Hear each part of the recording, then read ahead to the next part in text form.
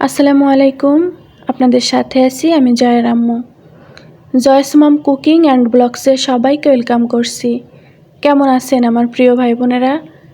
আশা করছি আল্লাহর রহমতে সবাই অনেক বেশি ভালো আছেন এবং সুস্থ আছেন। আলহামদুলিল্লাহ, আমিও আল্লাহর রহমতে আমার পরিবারের সাথে বেশ ভালো আছি। তবে মানসিক দিক দিয়ে একটু খারাপ অবস্থায় আছি আমি। প্রত্যেক দিন যেভাবে প্রত্যেকটা জিনিসের দাম ক্রমাগত বেড়েই চলছে, তো এভাবে চলা কিন্তু আমাদের পক্ষে আর সম্ভব হচ্ছে না। জানি না কতদিন ঢাকা শহরে বাসা নিয়ে থাকতে পারবো। প্রত্যেকটা মাসে যে ইনকাম হয় সেই ইনকামের দিয়ে কিন্তু বাসা ভাড়া, বাচ্চার খরচ, খাওয়া দাওয়া করে না মাসের শেষ দিক দিয়ে টানাটানির মধ্য দিয়েই চলতে হয়। তো এভাবে চলতে চলতে না মানসিক দিক দিয়ে একটু আমি ভেঙে পড়ছি। তো আমাদের জন্য সবাই একটু দোয়া করবেন, আল্লাহ তাআলা যেন শক্তি দেন ধৈর্য ধরার। বিছানাটা গুছিয়ে তারপরে আমি রান্নাবান্নার জন্য চলে আসলাম দুপুরে। আর আমি রান্নাও করব, সংসারের বাকি কাজগুলোও শেষ করে ফেলবো। আমি একটু একটু করে ক্লিপ নিয়ে একটা ভিডিও আজকে আপনাদের সাথে শেয়ার করলাম।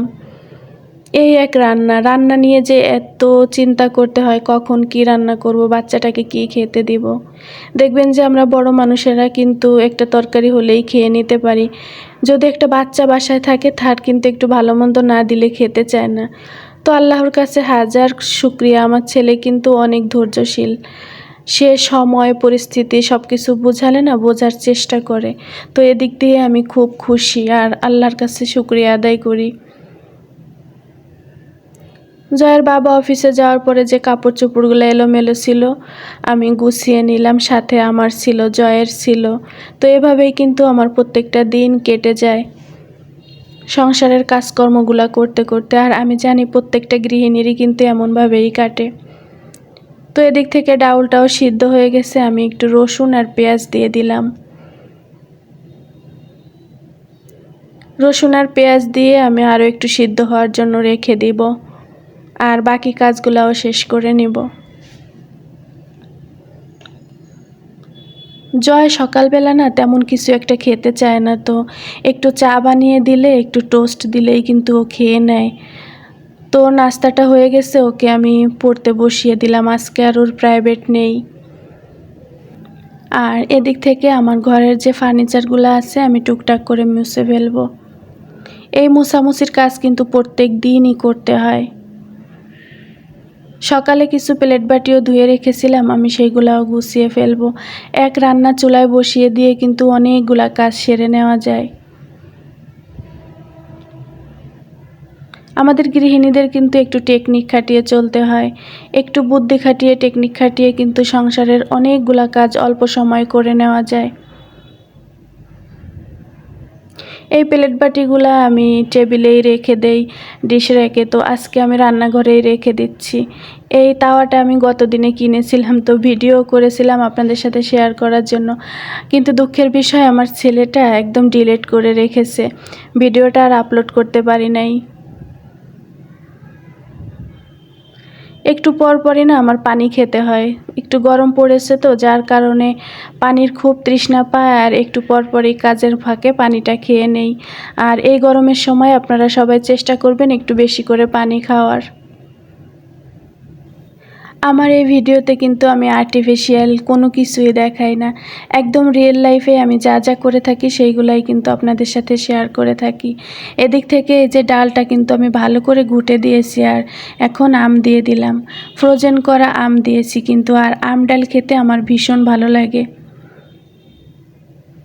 আর ভাতটাও আমি বসিয়ে দিয়েছি, কারণ আমার 11টার আগেই দুপুরে রান্নাটা শেষ করে ফেলতে হয়। যেহেতু আমার ছেলের স্কুল আছে, তো ও কিন্তু 11টা 40-এই বের হয়ে যায়, যার কারণে আমি সকালে নাস্তার পরে কিন্তু আর সময় নষ্ট না করে রান্নাটা সেরে ফেলি। আর একটু ডাঁটা আর আলু কুচিয়ে নিয়েছি, আমি আলু আর ডাঁটাটা ভাজি করে ফেলবো। ডাঁটা ভাজি আমি প্রায়ই খেয়ে থাকি, আমার কাছে কিন্তু ভীষণ মজা লাগে। আর সবচেয়ে সত্যি কথা বলতে কি জানেন, আল্লাহ তাআলা আমাদের জন্য যে খাবারগুলা হালাল করে রেখেছেন সবগুলাই কিন্তু আমার অনেক বেশি ভালো লাগে। আর এখন আলু ভর্তাটা করে নিব। আমার ছেলে আলু ভর্তা খেতে ভীষণ পছন্দ করে, যদি শুকনা মরিচ দিয়ে মাখিয়ে দেই।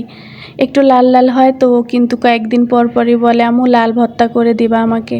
তো এই যে ভর্তাটা আমি আজকে বাটনায় করে নিব। পেঁয়াজ আর শুকনো মরিচ ভালো করে ঘষে নিয়েছি লবণ দিয়ে, আর এখন আমি সরিষার তেল দিয়ে দিব। সরিষার তেল না দিলে কিন্তু ভর্তার আসল টেস্টই আসে না, তাই না? তো ভিডিও দেখতে দেখতে কেউ যদি কষ্ট করে এই পর্যন্ত আমার সাথে এসে থাকেন তাহলে প্লিজ একটা লাইক দিতে ভুলবেন না। আপনার একটা লাইক কিন্তু আমার এই ভিডিওটি আরও অনেক আপু ভাইয়া আন্টিদের কাছে পৌঁছে দিতে সাহায্য করবে।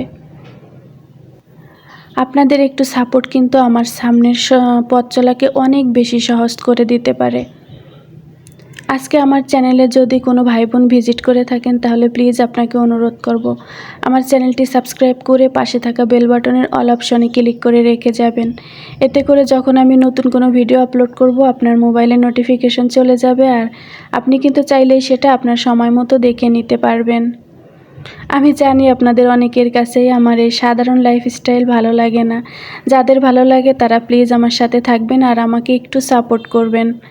কারণ কি করব বলেন, আমার তো আর জাঁকজমক কোনো কিছু নাই যে সেটা আপনাদের সাথে শেয়ার করব। যা কিছুই আছে সেটাই কিন্তু আপনাদের সাথে আমি স্বাচ্ছন্দ্য বোধ করি শেয়ার করতে।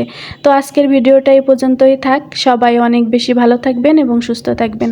আল্লাহ হাফেজ। আসসালামু আলাইকুম।